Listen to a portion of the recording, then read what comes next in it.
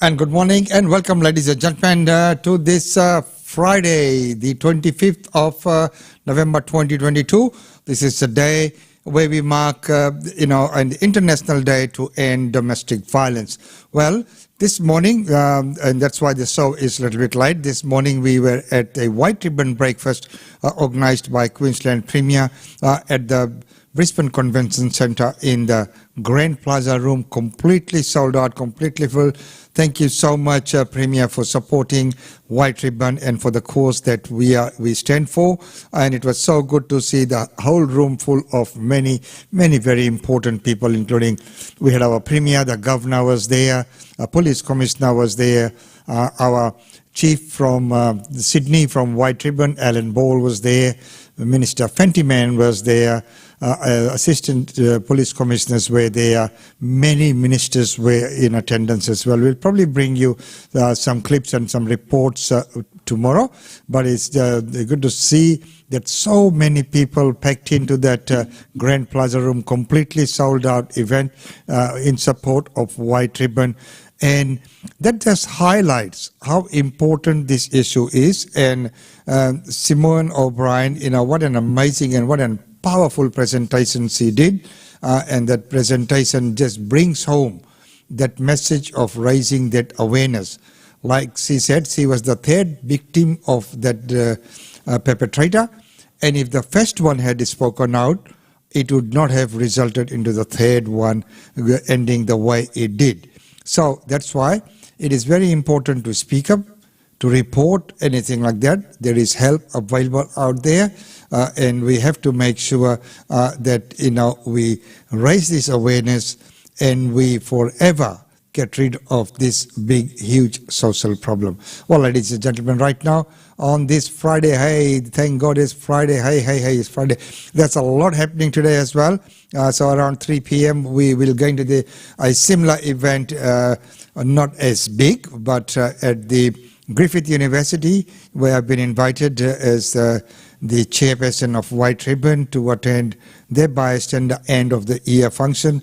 And then later in the day at about 6 p.m., the launch of the Islamic Women's Association of Australia and their video against domestic violence that's being launched today.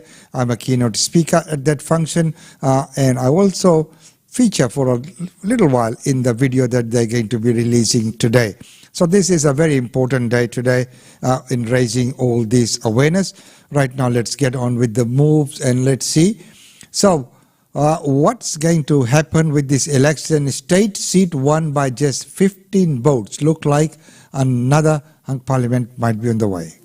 Anna and Owen Harris recently moved to Invermay on Ballarat's rural fringe in the state's most marginal seat of Ripon. This is actually a good chance for us to have a say and to make some change, and so I'm excited about that. They're impressed by the commitments to fund local hospital upgrades, but say not enough is being done to make sure they're staffed properly. As long as the promises are holistic instead of just a nice plaque on the wall. Health is a big issue in Ripon. In 2018, Labor promised a new $100 million hospital for Maryborough, but it's yet to be built. They haven't got the nurses, they haven't got the doctors. I've still got to go to Melbourne and maybe over to Ballarat with my sicknesses.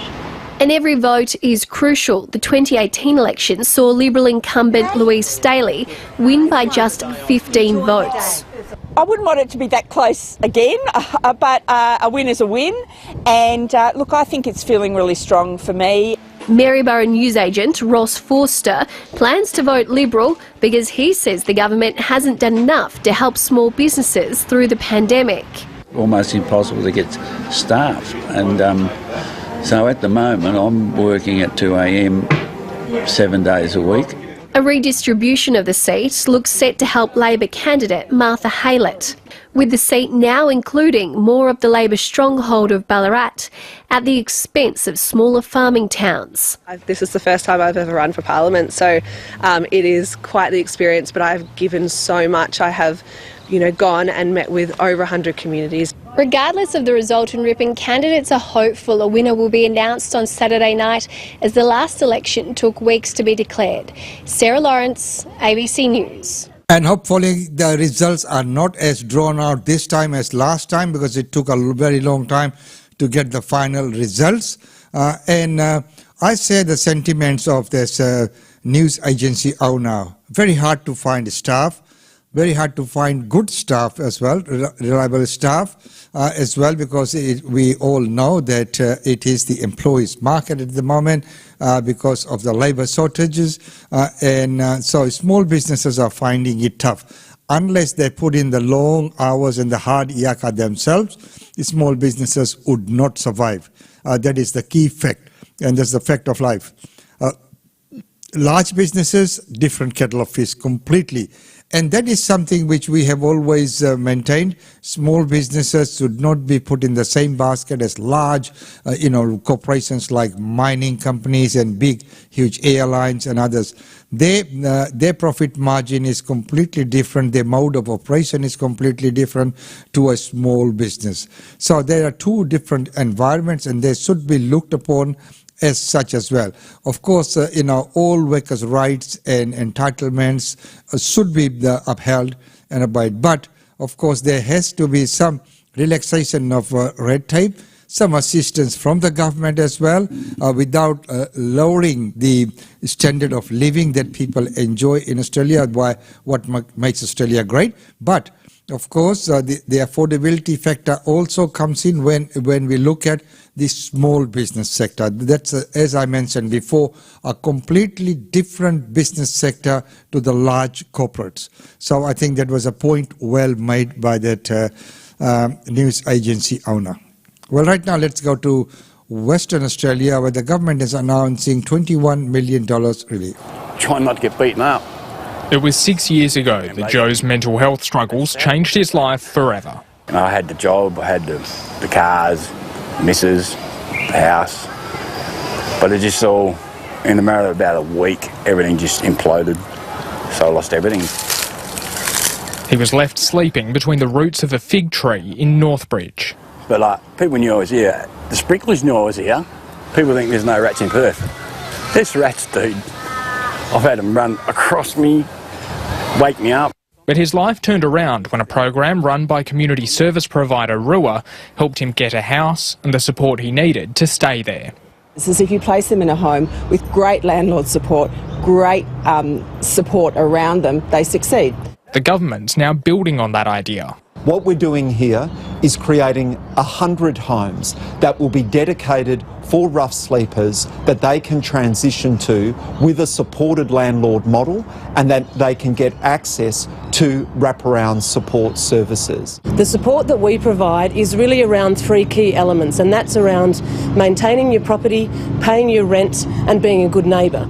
Today's announcement's been welcomed as a big step towards getting people off the streets and into homes. But advocates say there's much more still to be done to solve WA's housing crisis. And that needs all levels of government doing a lot more to address the problems of housing affordability, the problems of home ownership, of rental rights. There needs to be a lot more money spent not just on roads and new helicopters and stuff. How about the ones that are really in dire straits?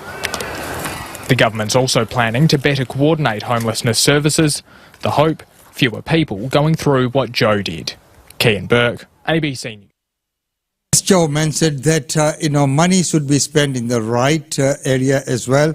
And I do agree that, I go on my morning walks and I find people sleeping in the garden, on the side of the river, in between the steps. And so there are many people doing it up. There are many good organizations out there, like the Outreach on the north side, the Third Space in the valley, and many others who are doing a wonderful job. But when we look at, these people right here who need support, and why don't we provide the support to them? Why can't we get them off the streets, into safe homes and implement programs that might change their lives? Many areas, as he mentioned, that we don't just need to spend money on roads and infrastructure, which is important. Don't get me wrong, but many times we see some roads and some areas being dug up and redone. Well, there was nothing bloody wrong with it in the first place. As they mentioned that, Roads, especially the roadworks, they take a lot of time and effort and money. They need to be done at the night and many times overnight. And while that is happening overnight, you'll see there is so many trucks, so many machinery, so many people there waiting just to do one little thing, because they are called in on standby, and the amount and the rates that they get paid at that time, which is the penalty rates, etc., for working in the night, is all taxpayer money, and that's a lot that's being spent. So, why can't some of those kind of money be channeled towards homelessness and also having that mental health situation as well? Today, the Premier announced a lot of funding and relief for the domestic violence sector, but of course, there is the overall of the many sectors. Many times there are very quite simple, easy fix to many problems, but we make them complicated with red tape and bureaucracy and political pressure. There are many promises that are made during the election time which are never upheld as well. But they sound very good when they're made, and people say that, yes, this is what I'm voting for. Where after voting does that get delivered or not is another thing. Well, right now, on the other scene, so this is something we reported upon yesterday in our Air English show, not on this show, is this big international drug bust.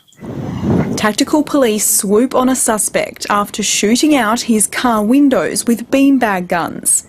The alleged cocaine trafficker among 5 people arrested in raids on 16 properties across Western Sydney. Police search warrant! Open the door! Bringing an 18-month global police operation to a head.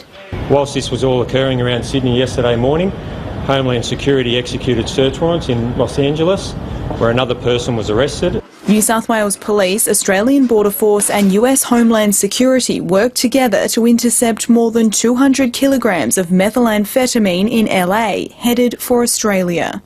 If they reached the streets of Sydney, would have been worth in excess of $50 or $60 million.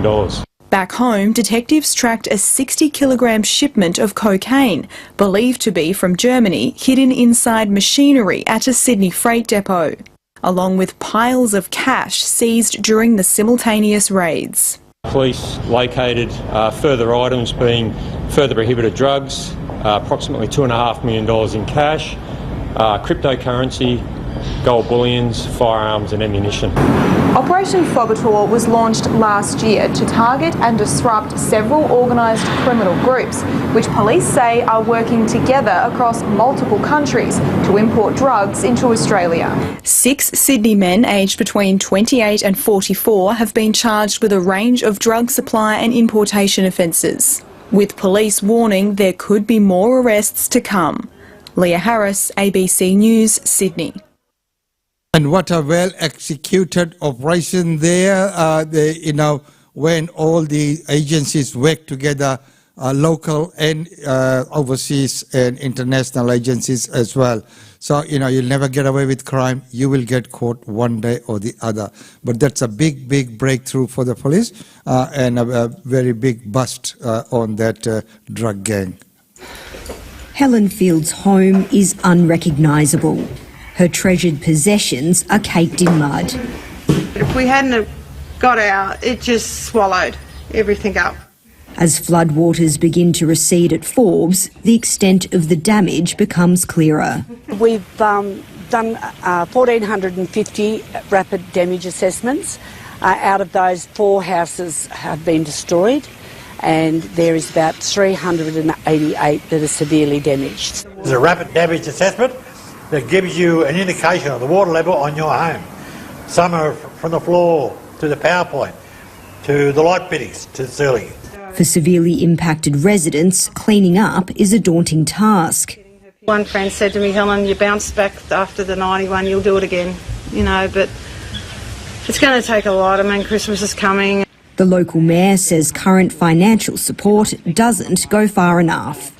I think if those houses and those people that haven't got insurance were to get $15,000 to $20,000, I think it would put them in good stead. While the recovery begins here at Forbes, further downstream at Uabalong, residents are bracing for their worst flooding in 70 years. Some homes there have already been inundated. While a small number of residents have been evacuated, most have stayed, hoping levies and sandbagging will protect their properties. I would like to think within maybe a week or a little bit over a week, hopefully we'll see the water come down. A nervous wait for some, as others grapple with the aftermath of a deadly flood. Ainsley Druitt-Smith. What a lot of damage that's been done out there. You know, many things, once they get waterbogged, that's it, they go on. So, you know, the insurance, the recovery effort, it is all a very, very big and huge task. And some of the areas were never prone to flooding before. So this is the changing things. This is evolution as it happens. There will, you know, there's nothing much you can do but to just best deal with the situation, and the call upon the government to come in and provide support and assistance as and when needed. Well, ladies and gentlemen, right now going to Northern Territories. Well, we know that the government, you know, many times supplies many benefits to people, but many times they get misused and abused. There have been calls about the NDIS scheme and that there have been lots of scams being run behind and a lot of forgery and a lot of false claims made on that fund. Well, here's a report about how cab charge has been used for luxury limos. A ticket to rort. Northern Territory Health has warned staff a large proportion of cab charges being issued are not complying with the government's own rules. And a cab charge is absolutely no different. It's taxpayers' money. And for the fact that in this instance, if the ball's been dropped, then that's a major issue. In some cases, taxi vouchers intended for work purposes were instead being used to hire luxury limousines.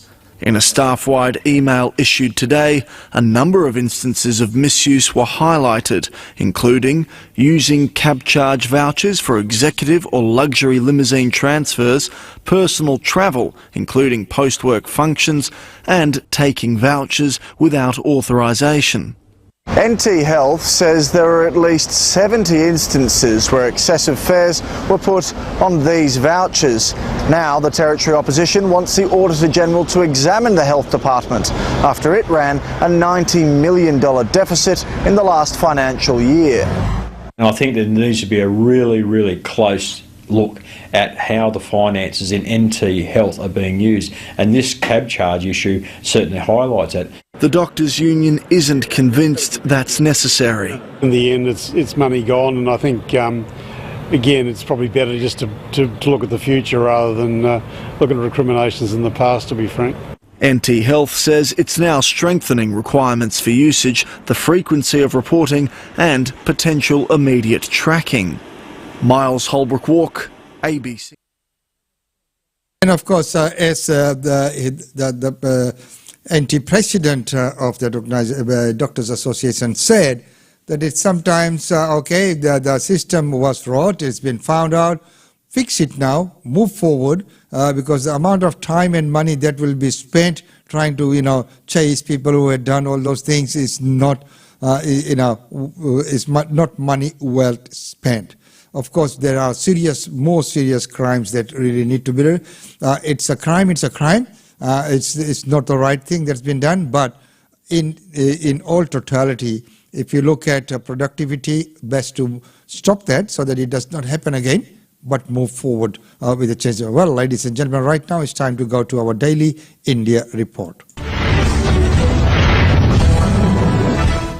Welcome to the Daily India Report that brings you reports, interviews, features and more on India and the Indian diaspora. As president and host of the G20 grouping, India has invited the UAE as a guest country for the 2023 G20 summit to be held in New Delhi. India, which will be taking over the presidency of the G20 grouping from December, has invited the United Arab Emirates as a special guest to the summit to be held in 2023 in New Delhi. This message was conveyed by the External Affairs Minister Dr. S. Jaishankar to the United Arab Emirates Foreign Minister Sheikh Abdullah bin Zayed Al Nahyan during their bilateral talks in New Delhi. The relationship between India and the UAE has seen transformational changes since 2014. India and the UAE have projected to surpass bilateral trade worth 88 billion US dollars this year. After the USA and China, the UAE became India's third largest trading partner. Bilateral trade has shown appreciable growth under the CEPA agreement, which came into force on May 1, 2022. India's exports to the UAE between April to September 2022 were about 16 billion US dollars, an increase of 24% year to year, while India's imports increased by 38% to reach 28.4 billion US dollars in the same period. The UAE is a strategic partner of India as both attach great importance to their relations. In the last 8 years, Prime Minister Narendra Modi has visited the Arab nation 4 times. Even the foreign ministers have met 4 times in the last 3 months. As India and the UK gear up for the next round of talks on free trade agreement in December, Indian Commerce and Industry Minister Piyush Goyal has said that the pact is of high priority for both the countries. Indian Commerce and Industry Minister Piyush Goyal has said that the proposed free trade agreement between India and the UK is a high priority for both the countries. The next round of negotiations for the pact will be held in December, and the deal would likely be a comprehensive one. The minister commented after UK Prime Minister Rishi Sunak's statement that he won't sacrifice quality for speed while securing the final details of an FTA with India. Britain's Trade Minister Greg Hands had said earlier that the country had completed most of the sections of the FTA. The minister said, "We are all very well aware that it was progressing very fast until we had a little bit of a blip because of political happenings in the other country. Fortunately, we have a stable government in office now, and I'm already in touch with my counterpart. We are working together to possibly have an in-person meeting also very soon, but our teams are already engaged. Next month, the next round of negotiations is slated to happen." India and Britain launched negotiations for the FTA in January to conclude talks by October 24th, but the deadline was missed due to political developments in the UK. There are 26 chapters in the agreement which include goods, services, investments and intellectual property rights. So far, 5 rounds of talks have been completed between the officials of the two countries till July 2022.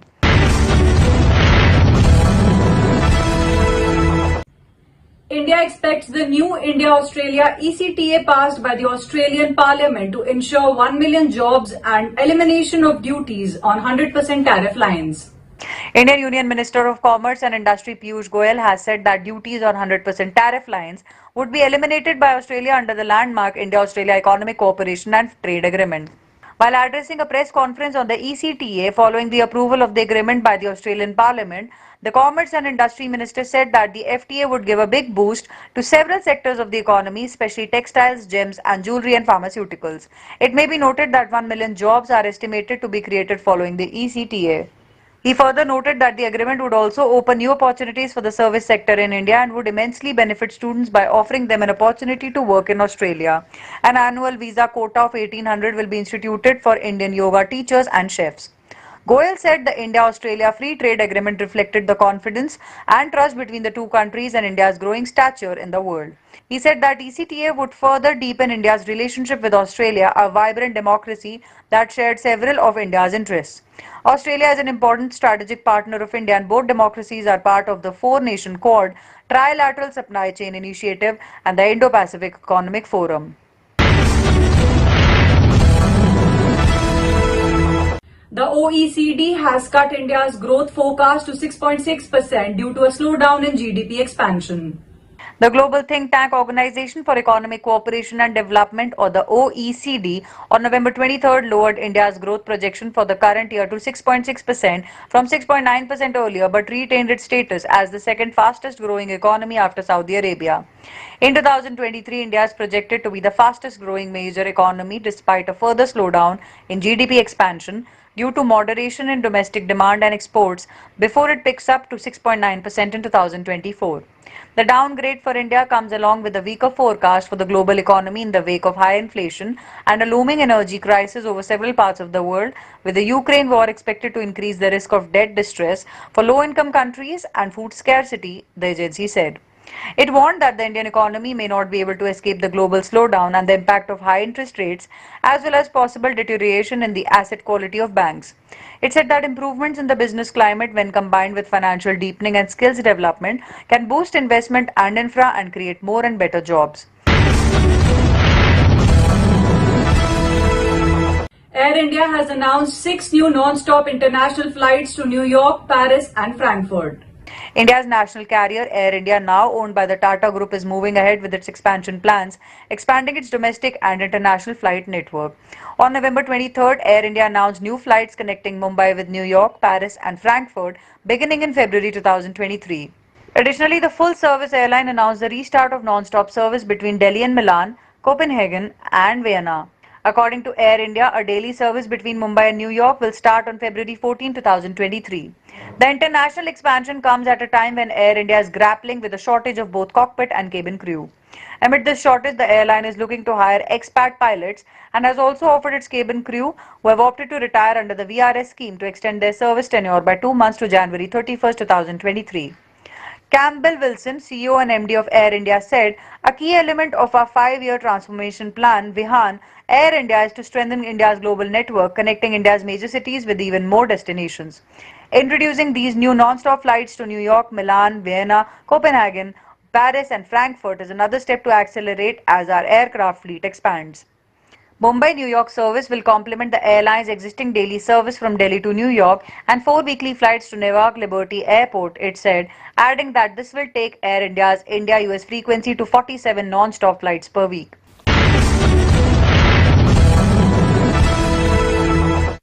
The BCCI has announced the Indian men's squad to tour Bangladesh for an ODI series in December. The BCCI selection committee has named fast bowler Kuldeep Sen and all-rounder Shahbaz Ahmed as replacements for Yash Dayal and Ravindra Jadeja for the upcoming 3-match ODI series against Bangladesh in December. Kuldeep and Shahbaz were initially named in the squad for the 3-match ODI series in New Zealand starting 25th November in Auckland. However, they will now be a part of the squad travelling to Bangladesh. No replacements have been named for the ODI squad currently in New Zealand. Opening batsman Shikhar Dhawan will be leading the Indian team in New Zealand for the ODIs. Rishabh Pant has been selected as his deputy and wicket-keeper. Other team members in the squad include Shubham Gill, Deepak Hooda, Suryakumar Yadav, Shreyas Iyer, Sanju Samson, Washington Sundar, Shardul Thakur, Yuzvendra Chahal, Kuldeep Yadav, Arshdeep Singh, Deepak Chahar and Umran Malik. The Indian team for the ODIs to be played in Bangladesh will be led by Rohit Sharma with KL Rahul as his deputy. Other members of the squad include Shikhar Dhawan, Virat Kohli, Rajat Patidar, Shreyas Iyer, Rahul Tripathi, Rishabh Pant, Ishan Kishan, Shahbaz Ahmed, Akshar Patel, Washington Sundar, Shardul Thakur, Mohammad Shami, Mohammad Siraj, Deepak Chahar and Kuldeep Sen.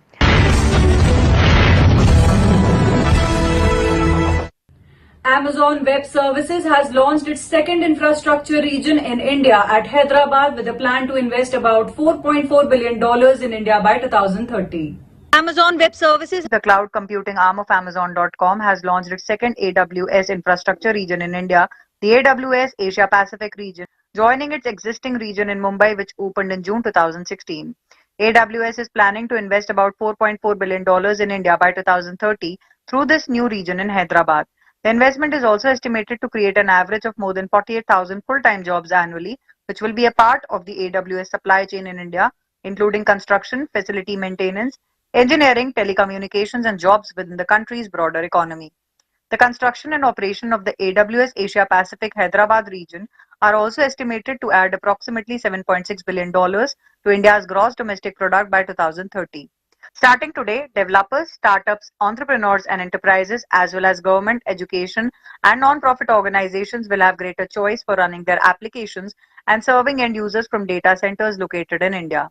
Customers will have access to advanced AWS technologies to drive innovation, including data analytics, security, machine learning, and artificial intelligence, AWS said in a statement. The launch of the AWS Asia Pacific region supports India's digital transformation and is part of Amazon's long-term investment in the country since opening our first office in 2011. Some of the enterprise clients of AWS in India include Ashok Leyland, Axis Bank, Bajaj Capital, Dr. Reddy's Laboratories, Edelweiss, HDFC Bank, Tata Elxsi, and Titan. Much to the delight of his fans, the teaser of Karthik Aryans' upcoming film Shazada has been released. On the occasion of Bollywood star Karthik Aryans' birthday, the producers of his upcoming film Shahzada have released the teaser of the film. Taking to his social media, Karthik shared, "जब बात family पे आए तो discussion नहीं करते, action करते हैं. A birthday gift from your #Shahzada." The teaser that would trace Karthik in one of his coolest, craziest and hottest looks ever. He can be seen doing full-on action for the first time with many applaudable moments in the teaser, and all those slow-mo moments really have the audiences drooling for the actor. The teaser shows Karthik riding a horse through the gates of a stately mansion. He then beats up some thugs, rides a scooter into a battlefield and does it all with an over-the-top swagger. We also catch a glimpse of Kriti Sanon in a glamorous avatar, dancing and winking for the Shazada at the beach. Shahzada is a remake of Allu Arjun's Telugu hit Alla Vaikuntha Pura Mullu and is directed by Rohit Dhawan. That's all for this bulletin of the Daily India Report.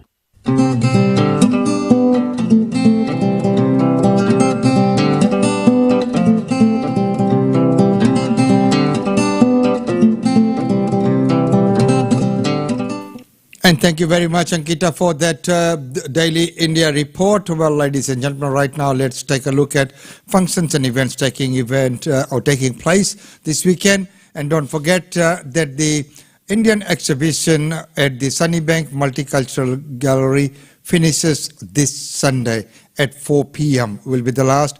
And we've had very good feedback on the number of people who have come and viewed this exhibition. So, thank you so much. If you haven't, this weekend is your last chance to go and visit that wonderful Indian exhibition, Incredible India, put together by Australian Indian Radio team. Okay, ladies and gentlemen, right now let's take a look at other functions and events taking place.